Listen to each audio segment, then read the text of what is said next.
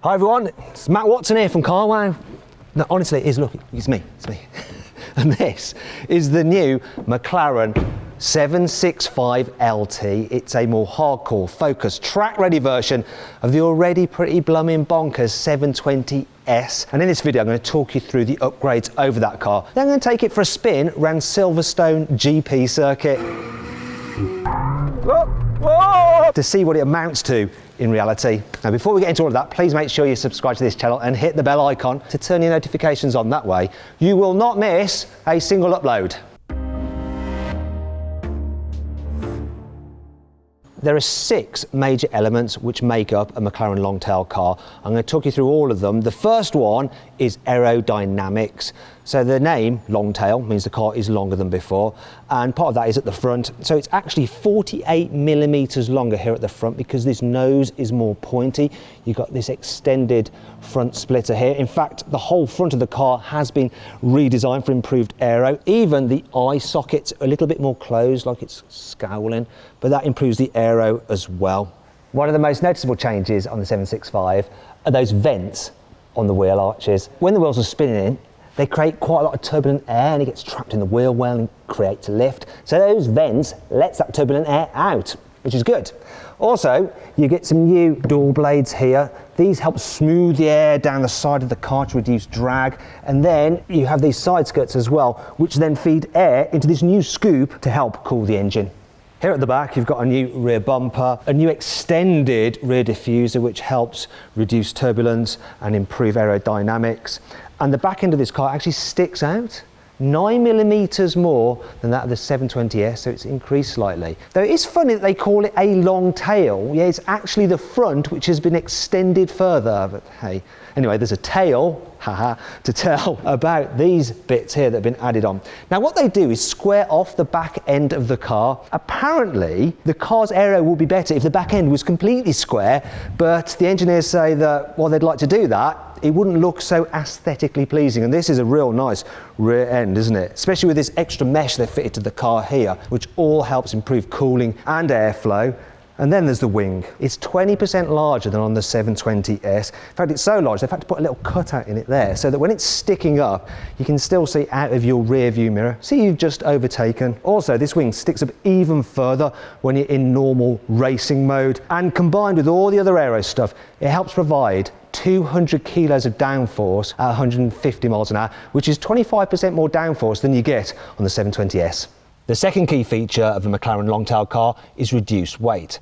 So the 765LT gets carbon fibre racing seats, and they're the ones that you get in the Senna, though they do have a unique pattern for this car, and they save 18 kilos.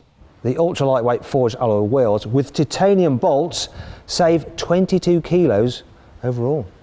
The glass for the windscreen and the side windows is slightly thinner, and at the back here, that's polycarbonate. Yeah, it sounds cheap, but it's actually expensive, and it saves, in total, that 6 kilos. A further 2.5 kilos has been saved by building the central tunnel and the door cards out of carbon fibre and getting rid of the normal door pockets and replacing them with this elasticated pouch. There's a full titanium exhaust system which saves 3.8 kilos. Now McLaren could actually have just made it as a single piece exhaust, but they've given it 4 individual exhaust pipes because apparently that improves the sound, but I'll be the judge of that in a bit. Anyway, moving on. Wait a minute, there's no floor carpets in here. What kind of poverty spec is this? Oh, I know, it saves 2.4 kilos. All the new body panels, whether they look carbon fibre or not, are indeed carbon fibre. And that, combined with the special meshing at the back of the car, helps save 14.3 kilograms. McLaren has used little helper springs in the suspension, which help reduce the weight by a further 1.5 kilos. The car also gets a lightweight lithium-ion battery, which saves a further 3 kilos. I don't know what it is with front boots, but I just can't resist getting into them. Deletion of the audio system saves 1.5 kilos, and if you remove the air conditioning, that saves 10 kilos. Though if you're a wuss, you can actually have them put back in. Sadly, some weight has been added back to the car with upgraded brakes and a high pressure fuel pump. They add 5 kilograms in total, but still overall the total saving is 80 kilos over a standard 720S, which is actually more weight than me.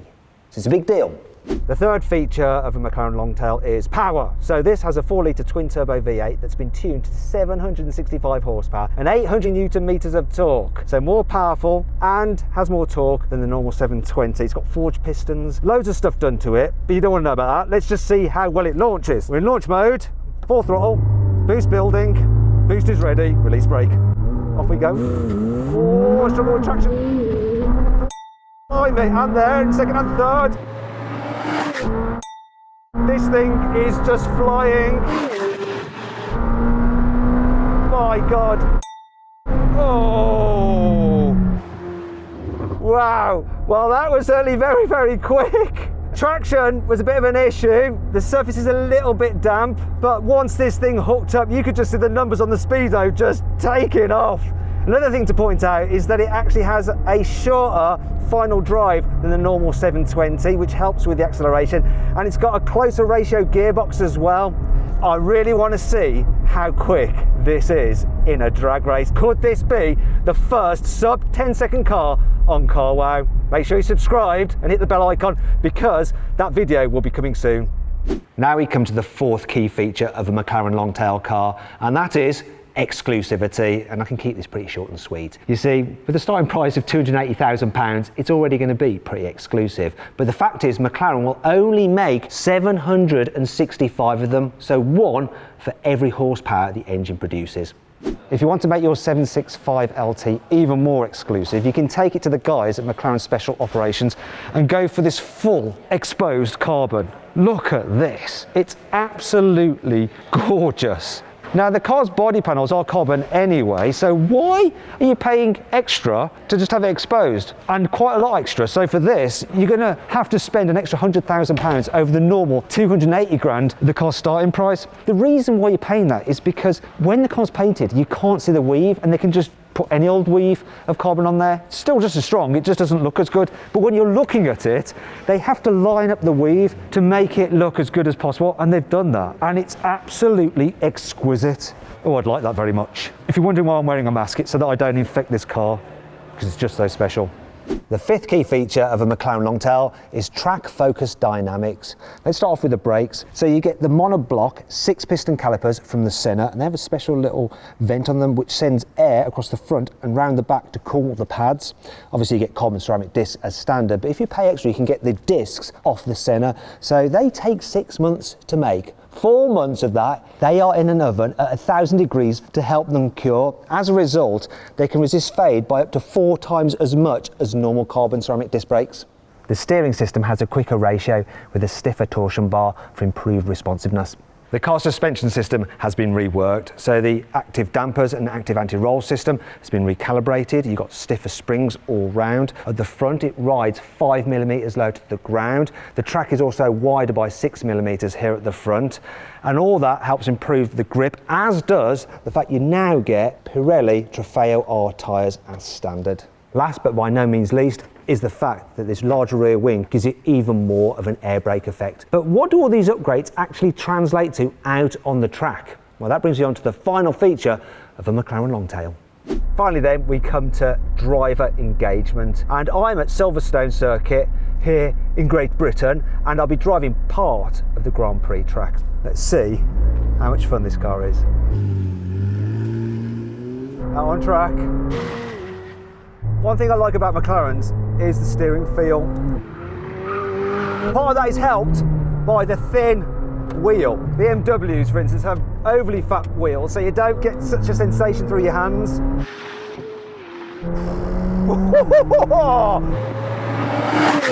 This thing shifts like crazy, but it doesn't just shift well. These brakes are immense. Tightens the car beautifully. You really do feel exactly what's going on through your bottom, and you can adjust it if you get it wrong. It's very adjustable. Got to stay brave here. Yes. The punch from the engine really does stand out, and you always just seem to be on boost.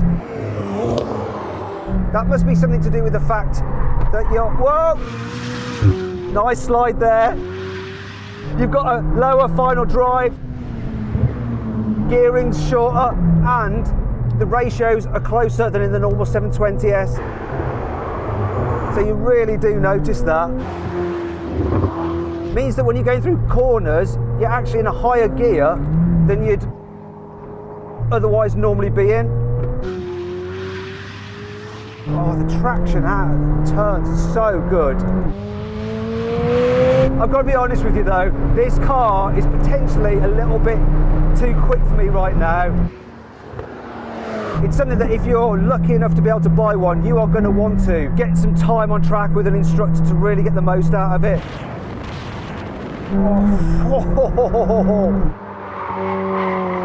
I'll tell you one thing I like about McLarens is they always judge their traction control just so blooming well. So it gives you a little bit of play, a little bit of slip, but it's there to help you out. Oh, those gear shifts, they're just like instant. If you buy one of these, please take it on track. Don't just have it as a collector's piece. You'll be missing out.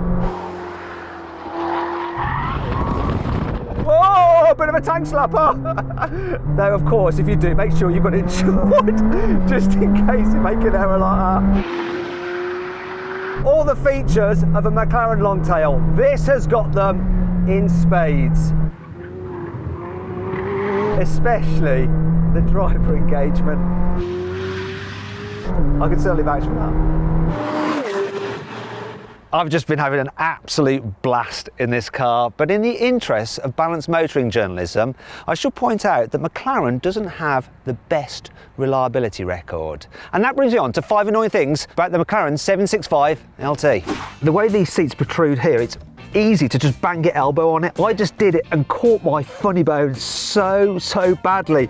I've got electric hand now and I can't even feel my little finger. This is McLaren's older infotainment system. You get a new one in things like the GT. Quite frankly, it's a bit crap. Look at this rear view mirror. It's just so horrible and cheap, like something out of a Dacia, not a McLaren supercar. I mean, come on guys, spend some money on the mirror. There's no glove box. Surely there's space for one there. I know it's a super sports car, but still, what about your racing gloves? While the reversing camera is okay, and you do get these lines here for guiding you into a space, they don't turn when you turn the steering wheel like they do on many other cars to really help guide you in. And you can kind of do that on something this wide and with such poor rear visibility.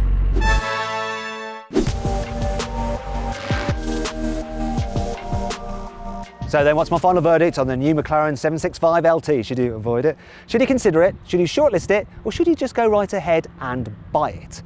Well, if you want to go right ahead and buy it, you need to be quick because there's only 765 of them and they're selling out very quickly. And not surprising because it's an absolutely amazing and exhilarating car. I'm sure it'll be collectible, but if you do buy one, don't just stick it into storage, drive it, because you will love it. I love it. I hope you all enjoyed the video. If you did, please give it a like. Also, let me know in the comments below which you'd rather have, this McLaren 765LT or the Mercedes-AMG GT Black Series. Now, if you want to watch some more videos, then click over there. It might be over there, or it's over there. Anyway, click on the video windows. Thanks for watching.